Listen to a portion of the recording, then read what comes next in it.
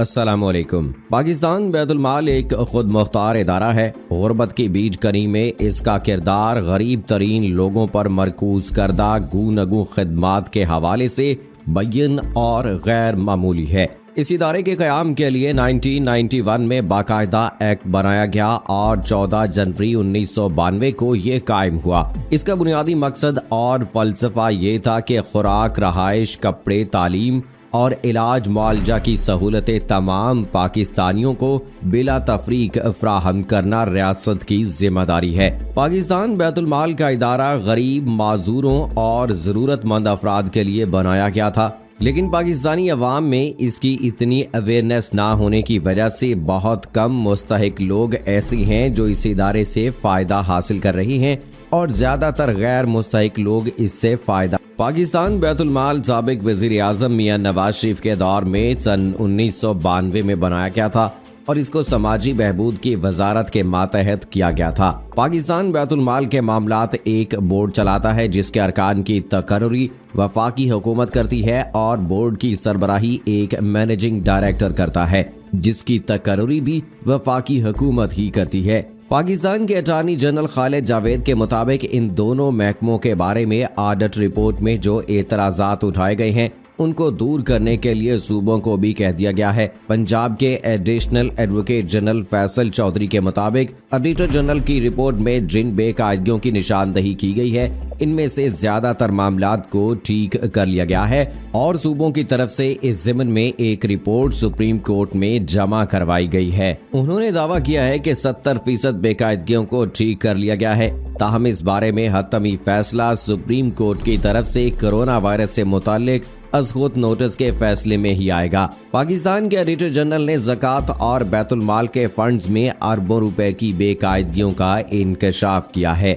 दोस्तों, ये इंकशाफ auditor general की जानिब से सुप्रीम कोर्ट में जमा करवाई गई रिपोर्ट में किया गया है जो सन 2018-2019 के माली साल में होने वाली बदउनवानियों के बारे में है। इन रिपोर्ट्स में कहा गया है कि ऑडिटर जनरल की तरफ से ज़कात के महकमे का ऑडिट सन 1986 से जारी है और इस वक्त सेंट्रल ज़कात कौंसिल, सूबाई ज़कात कौंसिल और मकामी सतह पर कायम की जाने वाली ज़कात कौंसिल का ऑडिट किया गया है। इस रिपोर्ट में इस बात का जिक्र किया गया है कि सन 2018-2019 के लिए 7 अरब 38 करोड़ रुपए रखे गए थे। रिपोर्ट में ज़कात फंड्स में से 96 करोड़ रुपए ज्यादा की रकम का ऑडिट किया गया तो इसमें से 57 करोड़ से जायद की बेज़ाब्तियां पाई गई जो कि ऑडिट की गई रकम का 60% बनता है। रिपोर्ट में कहा गया है कि जिस रकम का ऑडिट किया गया है इसमें से 8 करोड़ रुपए से जायद की रकम मुतल्लिका हुकाम से बाजियाब करने की भी निशानदही की गई है, जबकि वफाकी हुकूमत ज़कात फंड से जो रकम इकट्ठी करती है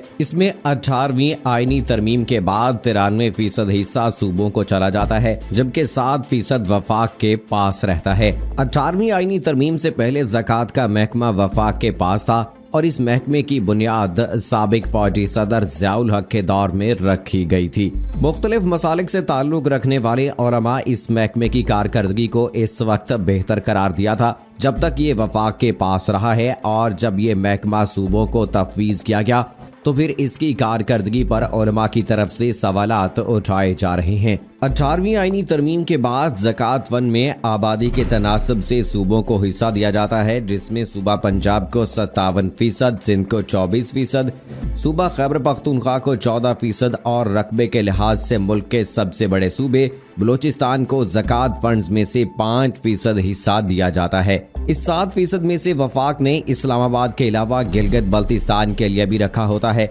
इस रिपोर्ट में कहा गया है कि वफाक के ज़ेर इंतज़ाम कबायली इलाके जो अब सूबा खैबर पख्तूनख्वा का हिस्सा बन चुके हैं उनमें रहने वाले मुस्तहिक अफराद को भी इसी हिस्से से रकम दी जाती है। वफाक को जो ज़कात के 7% हिस्से में भी इस्लामाबाद के लिए 35%, फाटा के लिए 40% और गिलगित बल्तिस्तान के लिए 19% हिस्सा मुकर्रर किया गया है। ऑडिटर जनरल ऑफिस के एक अहलकार के मुताबिक चूंकि 18वीं आईनी तरमीम के बाद ज़कात फंड में सबसे ज्यादा बेकायदगियां सूबा पंजाब और सूबा सिंध में पाई गई हैं। एहलकार के मुताबिक 57 करोड़ में से सबसे ज्यादा बेकायदगियां पंजाब में पाई गईं जो कि 24 करोड़ रुपए है, जबकि 18 करोड़ रुपए से ज्यादा की बेकायदगियां सूबा सिंध में पाई गई हैं। सूबा खैबर पख्तूनख्वा में 3 करोड़ रुपए की बेज़ाब्तियां पाई गई हैं। इसके बरक्स सूबा बलूचिस्तान में ज़कात फंड में 1 अरब रुपए से ज्यादा की रकम मौजूद है जो कि मुस्तहकीन में तकसीम नहीं की गई। इस रिपोर्ट में कहा गया है कि ज़कात फंड का सूबाई इदारा इस रकम को मुस्तहकीन में तकसीम करने का जिम्मेदार है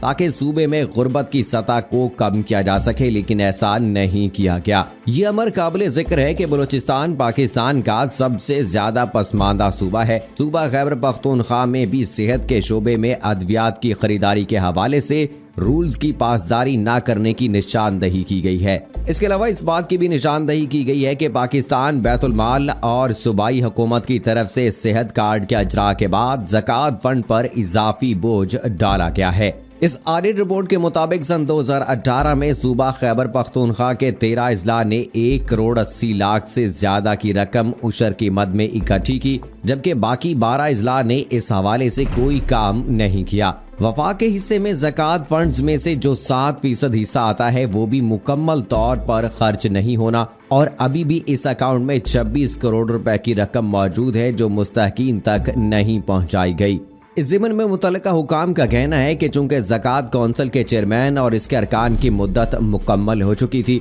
और नई तकर्री अमल में नहीं लाई गई थी, इसलिए ये रकम मुस्तहकीन तक नहीं पहुंचाई गई। दोस्तों, पाकिस्तान बैतुल माल के बारे में ऑडिट रिपोर्ट में कहा गया है कि सन 2018 से सन 2019 के माली साल के दौरान इस महकमे के लिए 5 अरब रुपए मुख्तस किए गए थे, जिनमें से 3 अरब रुपए से जायद की बेकायदियों की निशानदही की गई है। बैतुल माल को दी जाने वाली रकम का मुकम्मल ऑडिट किया गया है और इस महकमे को दी गई रकम में जो बेकायदियां हुई हैं वो इस महकमे को मुख्तस की गई रकम का 62% है। इस ऑडिट रिपोर्ट में 47 करोड़ रुपए की रिकवरी की भी निशानदही की गई है। इस ऑडिट रिपोर्ट में इस बात का जिक्र किया गया है कि मुस्तहिक अफराद की माली मुआवनत के हवाले से लोगों के मुस्तहिक होने के बारे में डाटा की तस्दीक नहीं की गई और इस ज़िमन में 2 अरब 40 करोड़ रुपए की रकम की अदायगी को बेकायदियों की मद में शुमार किया गया है। ऑडिटर जनरल के दफ्तर के एक अहलकार के मुताबिक इस अरसे के दौरान जिन अफराद को 2 अरब रुपए से ज्यादा की रकम तकसीम की गई है, इनके डाटा के बारे में अभी तक तस्दीक नहीं करवाई गई है, क्योंकि इस इम्कान को नजरअंदाज नहीं किया जा सकता कि जो शख्स बैतुल माल से पैसे ले रहा है वो सूबे से ज़कात फंड से भी मुस्तफीद ना हो रहा हो। अहलकार के मुताबिक कानून में ये वाज़े तौर पर लिखा हुआ है कि कोई भी दरख्वास्त दहिंदा बैतुल माल के अलावा किसी भी दूसरे हुकूमती इदारे से माली इमदाद नहीं ले सकता। इस ऑडिट रिपोर्ट में इस बात का भी जिक्र किया गया है कि बैतुल माल के ज़ेर इंतजाम चलने वाले मंसूबे स्वीट होम में रहने वाले बच्चों के खाने के इशिया खरीदने की मद में भी करोड़ों रुपए की बेज़ाब्तियां हुई हैं। मुतल्लिका हुकाम ने ऑडिट करने वाले हुकाम को बताया है कि स्वीट होम के लिए इशियाए खुर्दनोश यूटिलिटी स्टोर से खरीदी गई थी, ताहम बैतुल माल के हुकाम का ये जवाब तसल्ली बख्श नहीं था, क्योंकि इस हवाले से जो दस्तावेजात पेश की गई थी वो बैतुल माल के हुकाम की बयान करदा इन दस्तावेजात के बिल्कुल बरक्स हैं। इस बारे में ऑडिटर जनरल ने इस मामले की छानबीन करवाने की सिफारिश की है ताकि जिम्मेदारों के खिलाफ कार्रवाई अमल में लाई जा सके। इस ऑडिट रिपोर्ट में मुल्क के 8 बड़े अस्पतालों में मुस्तहिक मरीजों के लिए खरीदी गई अद्वियात में 67 करोड़ रुपए से जायद की रकम बेकायदगियां पाई गई हैं और अद्वियात खरीदने के हवाले से कोई टेंडर भी नहीं दिया गया। इस रिपोर्ट में मज़कूरा अस्पतालों की तरफ से जो अद्वियात खरीदी गई हैं इनमें पेपरा रूल्स की भी खिलाफ वर्जी की गई है। इस ऑडिट रिपोर्ट में इस बात की भी निशानदही की गई है कि इन मज़कूरा अस्पतालों के अकाउंट में अद्वियात खरीदने की मद में पाकिस्तान बैतुल माल के अब तक 16 करोड़ रुपए से ज्यादा की रकम पड़ी हुई है जो उन्होंने अभी तक बैतुल माल के फंड्स में मुंतकिल नहीं की। इसके अलावा इन अस्पतालों के अमले ने इस अरसे के दौरान 3 करोड़ रुपए से ज्यादा की अद्वियात डॉक्टरी नुस्खे के अलावा खरीदी है और इस इकदाम से ना तो किसी मरीज और ना ही किसी डॉक्टर की निशानदही की जा सकती है और ना ही इस इकदाम को कानून के मुताबिक करार दिया जा सकता है। इस ऑडिट रिपोर्ट में इस बात की भी निशानदही की गई है कि 2 अरब रुपए से ज्यादा की सरमायाकारी मुख्तलिफ बैंकों में भी की गई है, लेकिन इस ज़िमन में मुतल्लिका हुकाम ने कोई कोटेशन वगैरह नहीं ली थी और ना ही बैंकों से मुनाफे की शरह के बारे में कोई बातचीत की गई। पाकिस्तान जैसे मुल्क में जहां खते गुर्बत से नीचे जिंदगी गुजारने वाले शहरियों की तादाद 60% से जायद है, वहाँ इस इदारे का क़याम और ज़रूरतमंदों की इमदाद इंतहाई एहसन अमल था। लेकिन देखा गया कि यहाँ भी वही तरीकाकार राइज है जो दीगर सरकारी इदारों में है, यानी अकरबा परवरी, मेरिट से हटकर तकर्रियां वगैरह, और गरीब आवाम के लिए यहाँ से फवायद हासिल करना मुश्किल बना देने से इस अदारे के क़याम का मकसद फौत होता दिखाई देता है। बैतुल माल के पैसे के हकदार वो तमाम हैं जिनका कोई वाली वारिस नहीं, जो बीमार हैं, ज़ेर तालीम हैं, लेकिन हमारी अफसरशाही शायद वो दिल ही नहीं रखती जिससे इंसानियत का भला हो सके। दोस्तों, हमें इस बात को गौर से देखना होगा और समझना होगा कि ज़कात के जो लोग मुस्तहिक हैं सिर्फ उन्हीं लोगों को लेनी चाहिए, उन्हीं लोगों को देनी चाहिए, क्योंकि अगर सही जगह पर इसका इस्तेमाल नहीं किया गया और सही और मुस्तहिक लोगों तक ये ना पहुंचाई गई तो आखिरत में इसकी पकड़ ज़रूर होगी, क्योंकि इस मामले में अल्लाह ताला ने सख्त अहकामात कुरान पाक में भी दिए हैं और इसके अलावा रसूल पाक सल्लल्लाहु अलैहि वसल्लम की अहादीस भी मौजूद हैं। हुकूमत पाकिस्तान को इस इदारे को फाल बनाना होगा और इसमें नज़र रखनी होगी, इसका बाकायदा ऑडिट करना होगा कि क्या ये हकदारों तक पहुँचता भी है या नहीं। बैतुल माल में काम करने वाले लोग इसमें जो बेज़ाब्तियाँ करते हैं उनके साथ क्या रवैया किया जाता है, हुकूमत पाकिस्तान को इस पर तवज्जो देना होगी। दोस्तों, अगर आपकी नज़र में कोई ज़कात का मुस्तहिक है और आप चाहते हैं कि उसका सहारा बना जाए और हुकूमत पाकिस्तान तक उसका नाम पहुंचाया जाए, तो कमेंट बॉक्स में अपने एरिया का नाम जरूर लिखिएगा, अपने इलाके का नाम जरूर लिखिएगा, ताकि आला हुकाम तक ये बात पहुंचाई जा सके कि किन इलाका जात में ये इदारा बिल्कुल सही तरह से काम नहीं कर रहा है। दोस्तों, ये थी अब तक की लेटेस्ट अपडेट्स। मुझे इजाज़त दीजिए। फी अमानिल्लाह।